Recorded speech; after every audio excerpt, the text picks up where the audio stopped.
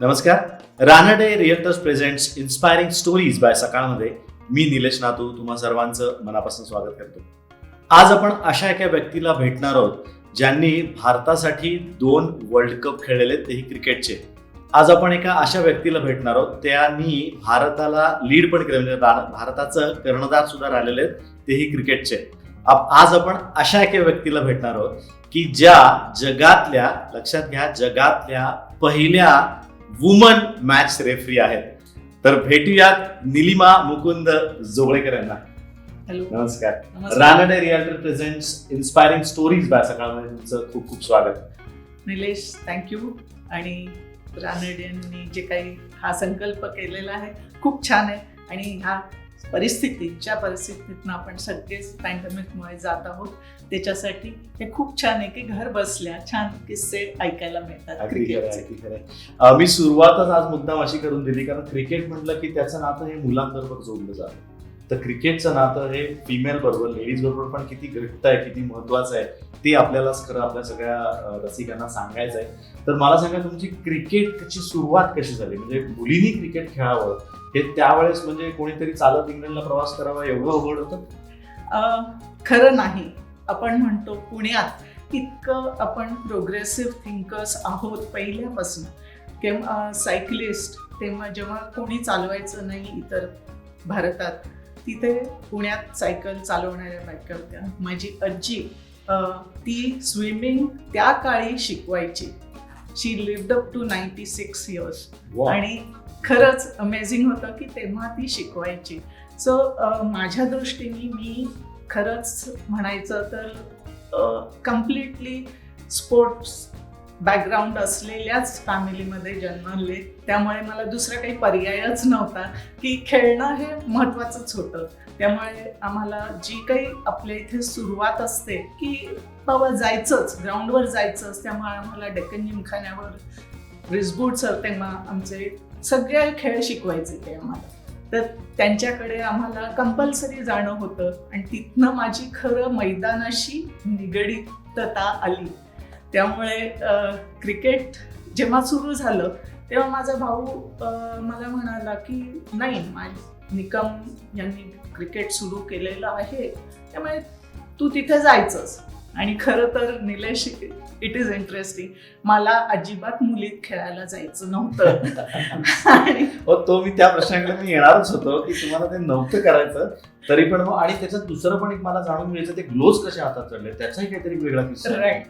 तर त्यामुळे मी जायला तयार नव्हते ग्राउंडवर. मुली भांडतात असंच माझं एक हे होतं. कारण भाऊ होते माझे सगळे आणि अराउंड तेव्हा ते सगळी वाडे सिस्टीम होती. त्यामुळे आम्ही सगळेजण जो कुठला गेम जो सीझन मध्ये असेल तो खेळायचो. हॉकीपासनं बेसबॉलपासनं सगळंच काय, म्हणजे सगळे गेम खेळून झालेले होते.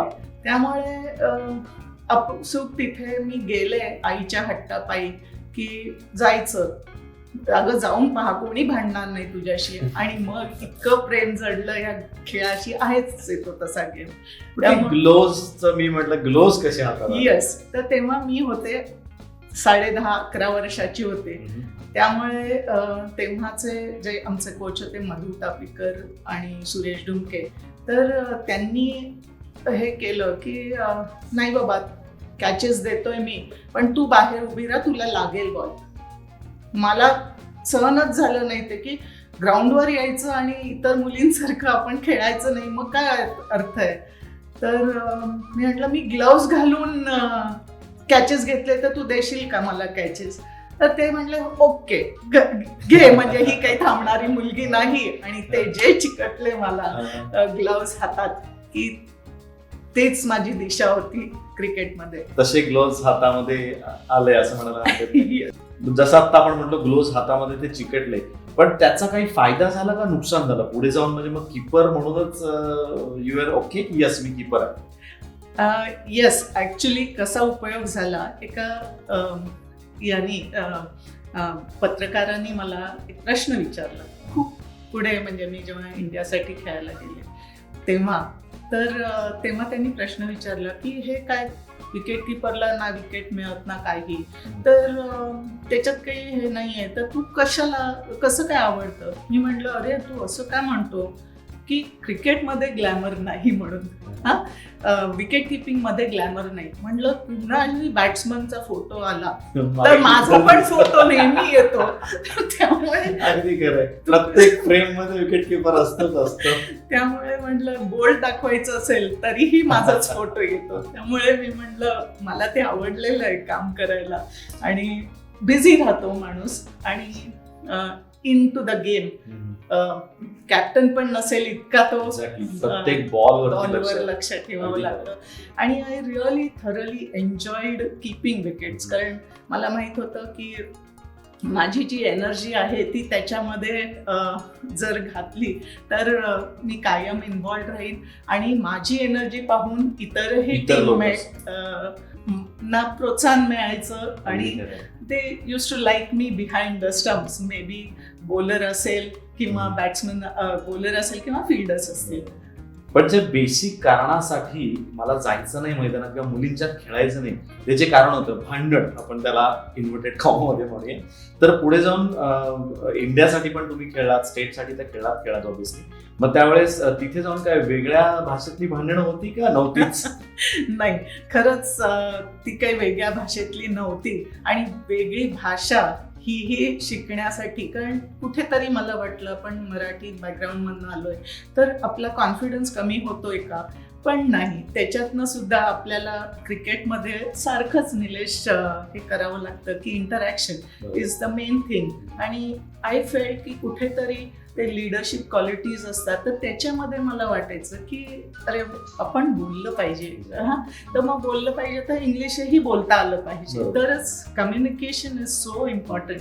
तर तेही हळूहळू शिकत गेलो, आणि त्याचेही किस्से आहेत.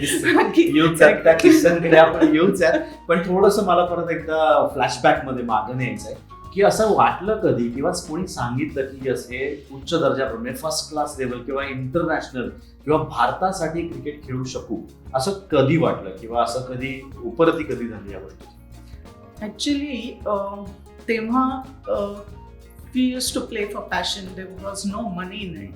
त्यामुळे क्रिकेटमध्ये पैसे नाहीत हे माहीत होतं, तर मग काय आपली पॅशनच आहे की जी, आणि मग लक्ष काय असतं की कुठेतरी पुढे खेळायचं, पोचायचं, आणि दरवेळेला आपली जागा आपण प्रत्येक टीम मध्ये निर्माण करायची असते. तर तसं जसं मला वाटलं की कीपिंग ठीक आहे, पण I was a second wicket keeper, आणि फौजिया खलीली जी पहिली विकेट कीपर होती तर she was a good bat also. तर मग माझ्या लक्षात आलं की आपल्याला जर हे ब्रेक थ्रू करायचं असेल तर we have to be a good batsman. आणि मग फॉर्च्युनेटली इथे मला सांगावंसं वाटेल आणि क्रेडिट पण द्यावंसं वाटेल, छोटू शर्मा म्हणून महाराष्ट्राचा प्लेअर होता, तर त्याला मी स्टेडियमवर हँगिंग बॉल करताना 2 तास पाहिलं, आणि that was the only time before that मी पहिल्यांदा महाराष्ट्रासाठी फेल्युअर गेले ॲज अ बॅट्समन. तर सगळे म्हणायला की हिच्या डोक्यात गेलं, हे गेलं.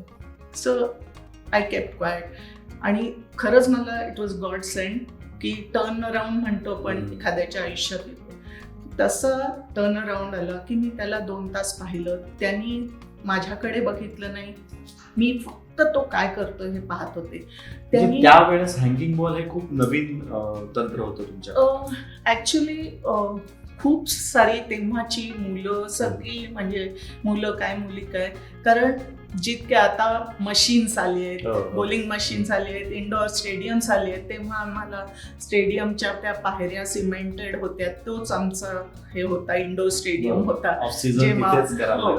तर त्यामुळे hanging ball was the best, आणि आय स्टील फील की हँगिंग बॉलवर इतके त्यांनी मला प्रकार दाखवले छोटू शर्माने की you can step out and hit also in the hanging ball drills. So I saw that, आणि मी घरी जाऊन 8 तास मी लोकांना बाहेर बाकीच्या खूप त्रास झाला याचा, तरी मी सॉक्स मध्ये घालून हे करत होते. त्यावेळेस आत्तासारखं रेडीमेड हँगिंग बॉल मिळत नव्हता, ते सॉक्स मध्ये घालून त्याला रस्सी बांधून लटकायला लागत होता. Wow, super.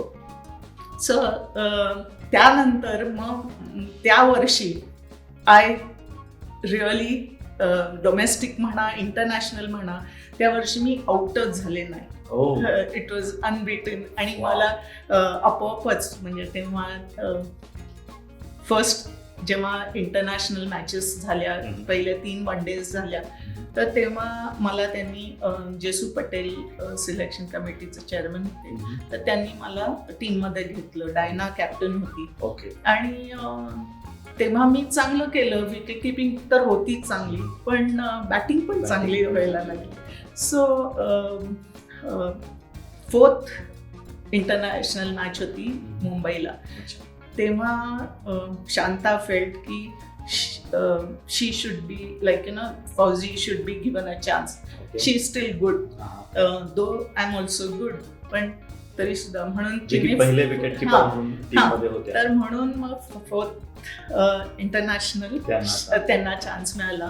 अनफॉर्च्युनेटली शी फेल्ड कारण तिला तेवढा 3 मॅचेस खेळायला मिळाले होते. In any case I just went up. पण तेव्हाचं हेच वेगळं होतं कारण I was so passionate about it. आज हसायला येईल आपल्याला की मग it's not a done thing पण I went up to Jesu Patel sir आणि त्यांना म्हटलं की why am I not selected? मी चांगलं केलंय. What have I done wrong? ते म्हटले तुला टेस्ट मॅच खेळायची ना. मी म्हटलं मला दोन्ही खेळायचंय. That was the passion. मला क्रिकेट खेळायचंय. That was the passion. तर in any case rest is history. मग टेस्ट मॅच मी खेळले पहिली test match against England. So it was पण तोच धाडसीपणा आज आता मॅच रेफरी असताना उपयोगाला. आपण त्या किस्स्याकडे येऊच यात पुढच्या मॅच रेफरीच्या. पण मला विचारायचं असं की ज्यावेळेस जशू पटेलांनी सांगितलं की yes you are part of that particular Indian team तर तो काय फोन आला होता, लेटर आलं होतं का? त्या दिवशीचा माहोल कसा होता एकंदरीत? ऍक्च्युली शांता डायना हे पिलर्स होते. शुभंगी कुलकर्णी तेव्हा पिलर्स होते या टीमच्या. आणि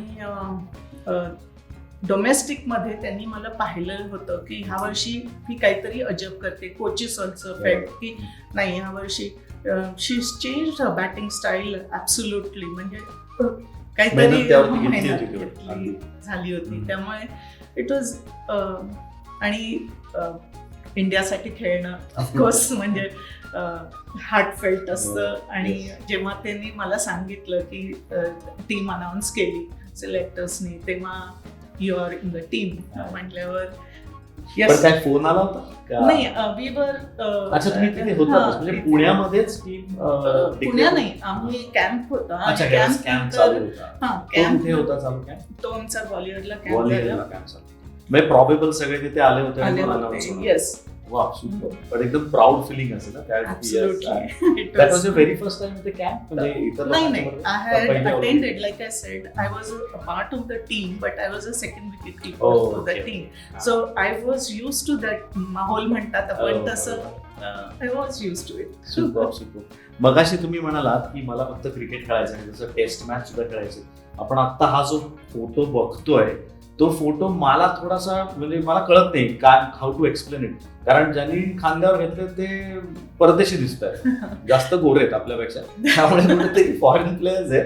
आणि मग फॉरेन म्हणजे त्यांच्या टीममधून खेळत होतात का काय? किस्सा काय? Very interesting. आणि मला खूप सांगायला आवडेल कारण it is interesting. Life time माझ्यासाठी अचीवमेंट अवॉर्ड सारखं आहे की आपले लोक आपल्याला खांद्यावर घेतात. पण ऑस्ट्रेलियाची आमची सिरीज होती and that's the series I am talking about की तेव्हा I was known as a cheeky runner. Okay. So everyone love to bat with me कारण त्यांच्या रन्स वाढायच्या. आणि लाईक मी नेहमी डेंजर एंडला पळायचे कारण I new my abilities in between the wickets. तर त्यामुळे मग जेव्हा मी पळाले हे झाले तेव्हा पूर्ण टूरवर मी आउट झाले नव्हते. So not out. आणि ते ऑलवेज कॉल्ड मी चिकी रनर. म्हणजे इव्हन त्यांनीच ते मला नाव ठेवलं परदेशी लोकांनी. टेरी ऑल्डमनची ती बहीण आहे. तर तिने मला सांगितलं मॅच सिरीज संपली आणि कोण जिंकलं पाहिजे नाही सिरीज ते जिंकले कारण त्यांना 50-60 वर्षाचा अनुभव आहे होता क्रिकेटमध्ये. इंटरनॅशनल क्रिकेट त्यांचं इंग्लंड आणि खूप खेळत होते. आमची पायनियरिंग टीमच होती तशी. तर तिने मला सांगितलं व्हेर इज निलिमा करून त्यांनी बोलवलं आणि we had just come out from fielding. तर तिने मला शेवटी खांद्यावर घेतलं. मी म्हटलं थांब मला शूज काढू दे. मी ऑन द शोल्डर शूज काढले. तिने तसंच याच्यावर घेतलं. मी शांताला माझे ग्लोव्ज दिले. शेजारी पाहिलं तर त्याच्यात कळतंय की शांता तिथे उभी होती. आणि इट वॉज वंडरफुल एक्सपिरियन्स कारण you get appreciated by your opponent. As घरचे नेहमीच कौतुक करतात, बाहेरच्यानी कोणी केले की जास्त अप्रूप असतं त्या गोष्टीचं. सुपर. आपण थोडं चर्चा करूयात. हे 2 जे वर्ल्ड कप झाले होते वुमन्सचे, दोन्ही तुम्ही खेळला होता.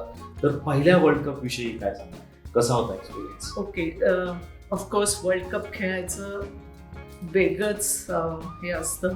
पण तेव्हा काय झालं होतं की विमेन्स क्रिकेट असोसिएशन हे वेगळं होतं BCCI आज जे आपण पाहतोय. तेव्हा ऑर्गनायझेशन असं आनंद होता की इंडियातच होत होता. आणि तेव्हा like I said we were cricket wise we were in the infancy women's cricket. तर तेव्हा वर्ल्ड कप त्यांनी आपल्याला विमेन्स क्रिकेट असोसिएशन जे इंडिया होस्ट करत होतं. तर त्यांनी ते होस्ट केलं. पण it was not so much hype was not given. So but तो झाला. हे of course it was wonderful playing for the country. मी यंग होते तेव्हा, त्यामुळे पण तेव्हा पण आतासारख्या अशा वेगवेगळ्या सिटीज मध्ये मॅचेस व्हायच्या का एकच ग्राउंड? ऍक्च्युली एकाच ग्राउंडवर झाल्या होत्या. त्याच पार्टिसिपेट केलं होतं कुठल्या कंट्रीज? इंग्लंड, ऑस्ट्रेलिया, न्यूझीलंड आणि इंडिया. चौघांमध्ये असं झालं. वेस्ट इंडिज खेळत नाही. वेस्ट इंडिज खेळत होते पण they were not like I said it was not such a height एवढं नव्हतं. So 82 world cup I would say it was in New Zealand and that was the one which we really look forward to it. कारण आपण बाहेर जात होतो, world cup खेळत होतो. आणि तेव्हा आपल्या इथे बराच काळ लोटलेला होता. 76 मध्ये आपल्या इथे इंटरनॅशनल मॅचेस आपण खेळायला लागलो. सो त्याचा बराच काळ गेला होता. We knew how it is to play in the World Cup. So आम्ही तिथे गेलो and it was wonderful. We could beat England there. So that was another story. आणि ते इंटरेस्टिंग का वाटते आम्ही तिथे गेलो, जिंकलो इंग्लंडशी.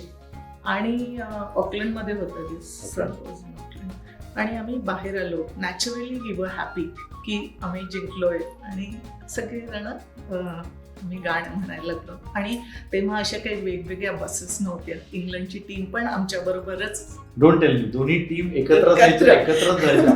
मग हाणामारी किती व्हायची मॅच? त्याच्याच कडे मी येते. तर आम्हाला त्या दिवशी काही मुलींना आम्हाला महाराष्ट्रीयन एका फॅमिलीनी बोलवलं होतं डिनरसाठी.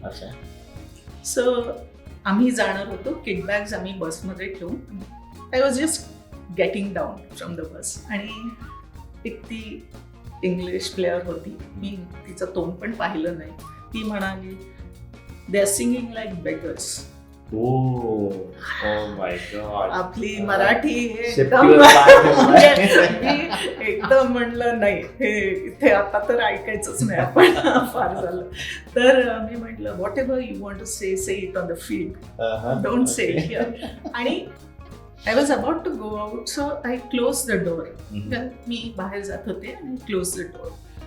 How it appeared to them in the bus, I don't know. Next morning, आम्ही सगळं संध्याकाळी परत आलो आणि next morning we came down for breakfast. मी आपली चुपचाप खात होते. तिकडनं एक कॅप्टन, मॅनेजर आणि ती प्लेअर, अच्छा इंग्लिश टीमचे सगळे, ते माझ्याकडे येत होते. व्हॉट हॅव आय डन नाव? आपली पहिले डिफेन्सिव्ह सुरू झाली. मी आपली तर त्या मॅनेजरने सांगितलं we have come to apologise. Good. तर मी माझ्या डोक्यातनं गेलो होतं कारण त्यापुरतं होतं ते. पण हे म्हणली इट वॉज अनकॉल्ड फॉर आणि we are sorry, it shouldn't have happened. So एक अचीवमेंट म्हणायला हरकत नाही ती सुद्धा तशी हो, होती. कारण आपण अन्याय नाही सहन करायचा. ते आपल्याला म्हणजे गेमवर मी शिकवलंच आहे की अन्याय नाही सहन करायचा. सुपर. आपण पाहताय Ranade realtors presents inspiring stories bye सकाळ. गप्पा मारतोय आपण निलिमा जोगळेकर यांच्याशी. थोडं परत आपण इंटरनॅशनल कडे येणार आहोत, अजून बऱ्याचशा गोष्टी तुमच्या जाणून घ्यायच्या आहेत मला. पण त्याच्यामध्ये पहिला मुद्दा मला असं विचारायचं की तुम्ही जगामध्ये पूर्ण वर्ल्डमध्ये फर्स्ट मॅच रेफरी आहात, वुमन मॅच रेफरी. तर हे कसं घडलं? म्हणजे पुढे क्रिकेट ज्यावेळेस संपलं, ऑब्व्हियसली प्रत्येकाचं क्रिकेट हे संपतच एक ठराविक काळानंतर, मग हे कंटिन्यू करावं का? एवढं प्रेम होतं या क्रिकेटवरती की ते सोडवलं नाही? Actually yes. हा निलेश, क्रिकेट कोणाला सोडावं असं वाटेल. आणि एक प्रकारची भीतीच असते की क्रिकेट नंतर काय, हे नाही तर मग असं काय? हे काय. अगदी. तर कुठल्या तरी आणि ग्राउंडवर येणं हे किती महत्वाचं आहे. आणि आपल्या ते अंगवळणी इतकं पडलेलं आहे की इतके वेळ आपण ग्राउंडवर घालवलेले आहेत. तर obviously I wanted to be connected with sports आणि स्पेशली क्रिकेट. तर त्यामुळे मी त्याला काही प्रोसेस आहे, म्हणजे कसं तुम्ही Yes, जाऊ शकता? तेव्हा जे लोकं बघतायत actually, त्यांनाही आपल्याला हे सांगता येईल. BCCI मध्ये जेव्हा हे झालं होतं, जेव्हा विमेन्स क्रिकेट आलं तेव्हापासनं आपलाच महाराष्ट्राचाच प्लेअर होता Nikhil Saldanha, okay. Stanley Saldanha Yes. त्याचा भाऊ. बरोबर. तर Stanley Saldanha was working for BCCI at that time. आणि त्यांनी ही सिस्टीम आणली ॲक्च्युली अंपायर्स आणि मॅच रेफरीज. आणि तेव्हा प्रोफेसर शेट्टींनी सांगितलं नाही, विमेनना पण मॅच रेफरी म्हणून आपण Wow. घेतलं पाहिजे. Big step that time. Yes, and thanks to BCCI, which no other country thought of getting women match referees. Yeah. And that is how I was fortunate to be amongst those 5 selected from all over the world, India, to be part of BCCI as match referees. पण नंतर मग पहिले cricket जे ground वरती खेळायचं ते कागदावरती खेळायला लागलं. ऍब्सोल्युटली. म्हणजे तेव्हा मला वाटायचं की जेव्हा मॉनिटर करतात तर सगळ्यात नॉटीएस्ट पर्सन घेऊन करतात. आणि I was famous for being naughty behind the wickets. We have to be, Nilesh, you know. तर त्यामुळे मॉनिटर एक नॉटी पर्सनला त्यांनी केलं होतं तिथे. अँड जसा इंटरनॅशनल मॅच रेफरीज आहेत जे मेन मॅच रेफरीज, तर त्यांचा पण अनुभव असाच होता की जेव्हा मॅच रेफरी ही कॉन्सेप्ट आणली तेव्हा रिअली वी डिडंट नो की काय आमचा रोल पाहिजे, काय आमचा रोल असायला पाहिजे. सो हळूहळू we were inducted into that. We used to have every year we used to have senior match referees telling about upgradation वगैरे.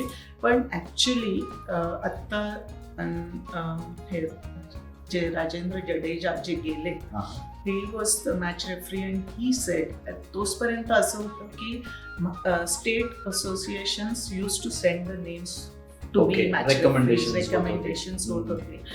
आणि त्यांच्या मते असं नाही व्हायला पाहिजे, ह्यांचं काहीतरी ग्रेडेशन व्हायला पाहिजे, ह्यांचं काहीतरी एक्झाम पाहिजे किंवा एक्झाम पाहिजे, म्हणजेच यू विल बी अकाउंटेबल. बरोबर. आणि you will know what actually your job is. नाही, खरंच खूप मोठी जबाबदारी आहे. Absolutely. वाटत नाही आपल्याला मॅच रेफरी दिसतच नाही. आजकाल टॉस साठी बोलतात म्हणून कळतं की मॅच रेफरी आहेत, पण खूप मोठी जबाबदारी आहे ही, तेवढंच करायचं. येस, कारण जे कोणी स्टेक होल्डर्स असतात, एक मॅच इज अन इव्हेंट आणि तो इव्हेंट करण्यासाठी इतके स्टेक होल्डर्स असतात. आणि we have to from groundsman to the equipment that is there on the field to the quality of the wicket, हे सगळे बघावंच लागतं.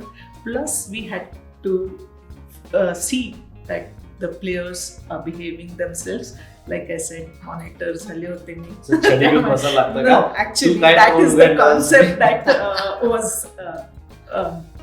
प्रेझेंटेड टू लॉट ऑफ मला असं खरंच बरेच वेळा वाटतं आपल्या सगळ्यांना, आपण ज्यावेळेस मॅच बघतो त्यावेळेस त्या 2 ओव्हरच्या मध्ये आपण जिथे ऍड बघत असतो ना, तिथे यांचं काम जास्त असतं. कारण तिथे देवाणघेवाण जी चालली असते प्लेयर्सची ती जास्त जवळनं मॉनिटर करायला लागते. निलेश, याच्यामध्ये हसण्यासारखं एक गोष्ट आहे. अशीच अंडर 19 बॉईजची मॅच चालली होती आणि मी मॅच रेफरी होते आणि डोमेस्टिक मध्ये आपल्याला थर्ड अंपायर नसतो. We do the third umpire job, म्हणजे जे रिप्लेस वगैरे आपण देतो ते आम्ही ते थर्ड अंपायरचं काम करतो. सो त्याच्यामध्ये लंचला अंपायर्स आले होते आणि we were playing at Assam. Bengal versus आसामची मॅच होती अंडर 19ची आणि त्यांनी मी वॉच करत होते की ग्राउंड्समन आणि थर्ड म्हणजे तिथला लोकल एक अंपायर असतो, तो तिथे ग्राउंडवर देखरेख करत असतो की कोणी येत नाही. विकेटला त्रास होऊ नये. तर मी पण सहज, म्हणजे मला ते आवडतं की I take it as my job as well, responsibility, की खरंच तसं होतंय ना. तर ते जेव्हा झाडू मारतात तर he had this unique this person, तर तो असं करत होता. म्हणजे तो काय करत होता, he was walking centre of the wicket असं, आणि तो असं म्हणजे ह्या बाजूला मारत होता असं. म्हटलं हे फिल्म कर. मी माझ्या व्हिडिओ अनालिस्टला सांगितलं की हे नक्की फिल्म कर, शो इट टू देम. असं it was funny. Super great. भरपूर किस्से आहेत. मला वाटतं अजून 3-4 एपिसोड आपल्याला करावं लागतील, त्यावेळेस सगळ्या गोष्टी कळतील. आता तुम्ही हे जे शिकणं जे चालू आहे प्रोसेस, आता मी पण ऐकलंय की स्पोर्ट्स किंगडमचा काहीतरी कॉमेंट्रीचा एक कोर्स केलाय. मग हे थांबणारच नाही. एका शिक्षण जे आहे किंवा नवीन क्षेत्रात येणं जे आहे ते चालूच राहणार आहे. Actually Nilesh, thanks to you I join that course. कारण मला असं वाटलं की ओके, मॅच रेफरीज नंतर मला काय करता येईल.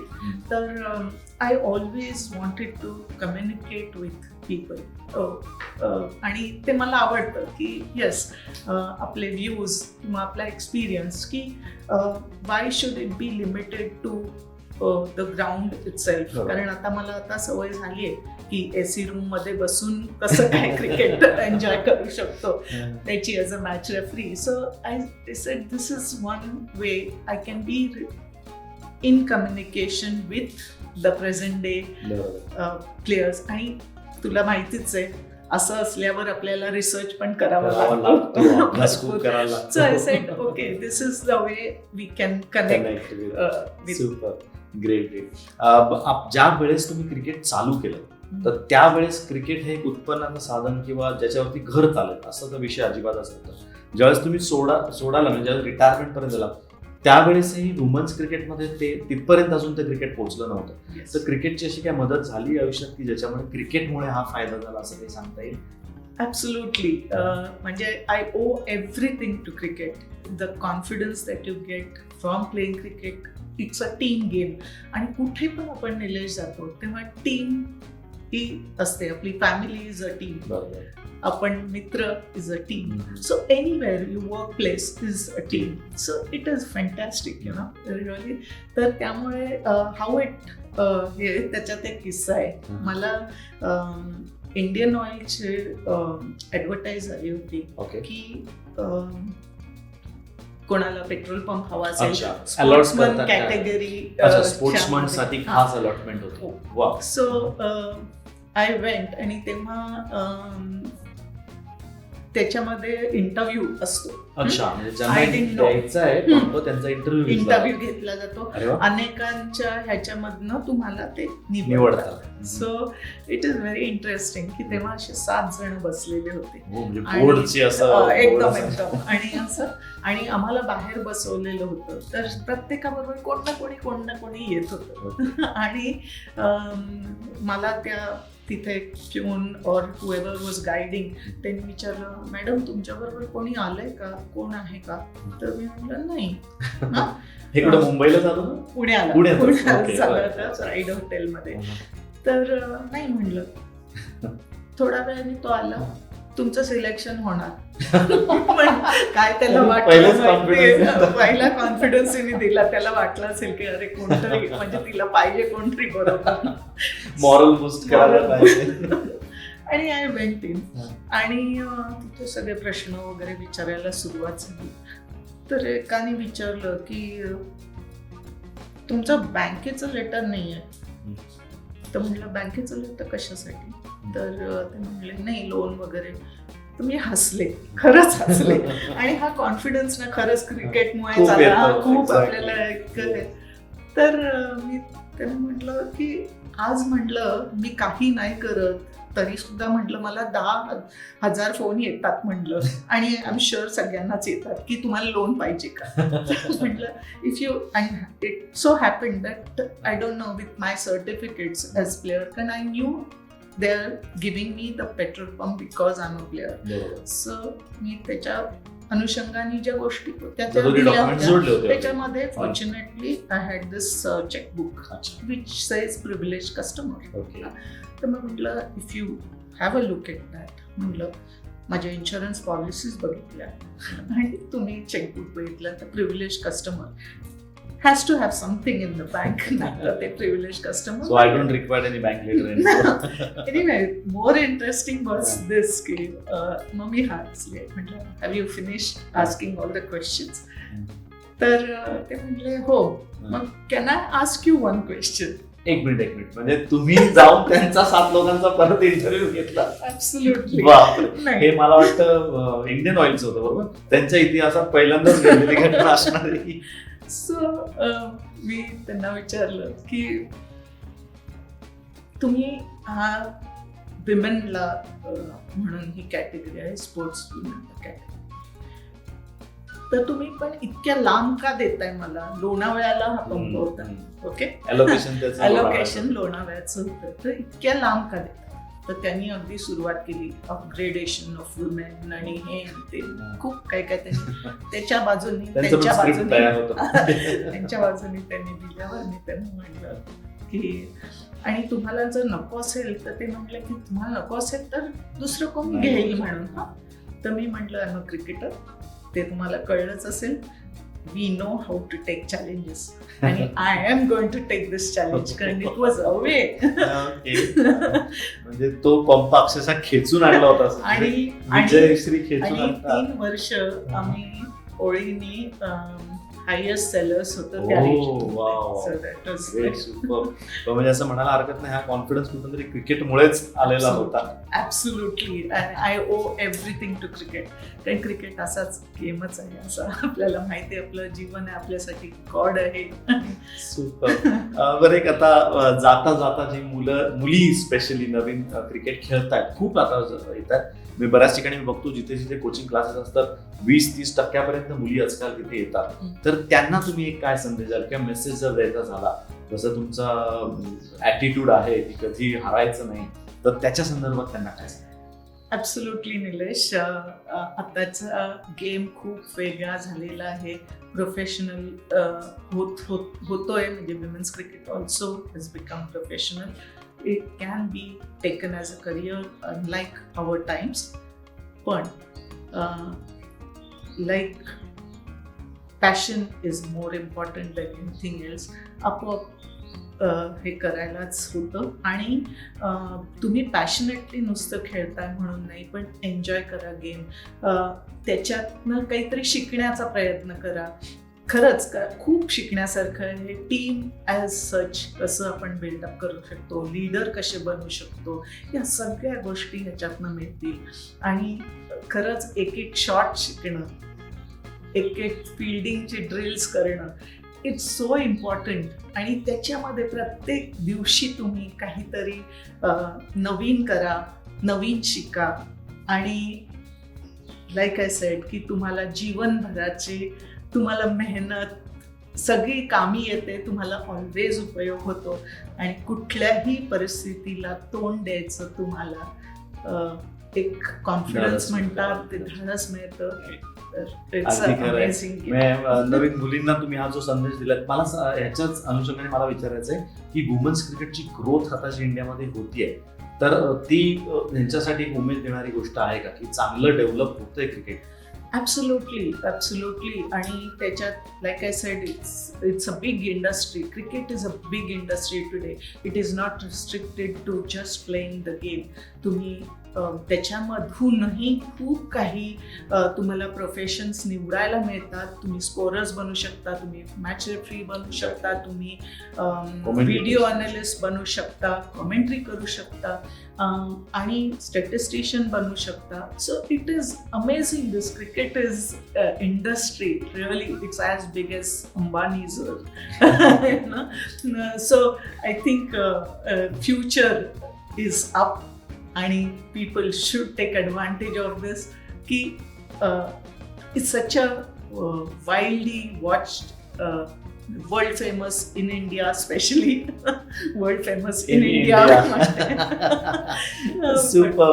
पण आहेच क्रिकेट मी तसं सगळ्यांना तुम्हालाही भरभरून दिलंय तसं इतर लोकांनाही भरभरून दिलेलं आहे. तुम्ही पाहताय Ranade realtor presents inspiring stories bye सकाळ. तुम्ही इथे आलात, तुमचा वेळ दिलात, तुमची इन्स्पायरिंग स्टोरी आम्हाला कळली, त्याबद्दल खूप खूप आभार. Thank you very much. पॅन्डेमिकसाठी काही मेसेज? डेफिनेटली पॅन्डेमिकमुळे आपण इथे आहोत निलेश, आणि thank you to your approach towards how you can make life better in this pandemic किंवा लॉकडाऊनमध्ये. आणि खरंच आहे, it is a dangerous situation. तुम्हाला काही वेळेला डिफेन्सिव्ह क्रिकेटमध्ये खेळावं लागतं, तसंच तुम्ही डिफेन्सिव्ह राहा, कारण इट इज जीवन मरणाचा प्रश्न आहे. त्यामुळे तुम्ही काळजी घेतलीत तर तुमची काळजी आपोआप घेतली जाईल. त्यामुळे बी केअरफुल. आणि हे इव्हन पॅन्डेमिक असो किंवा नसो, ह्या सगळ्या ज्या गोष्टी आहेत, हात धुणं, तुम्ही मास्क वापरणं, या सगळ्या चांगल्याच गोष्टी आहेत. पोल्युशनपासून वाचाल तुम्ही in future, even if there is no pandemic.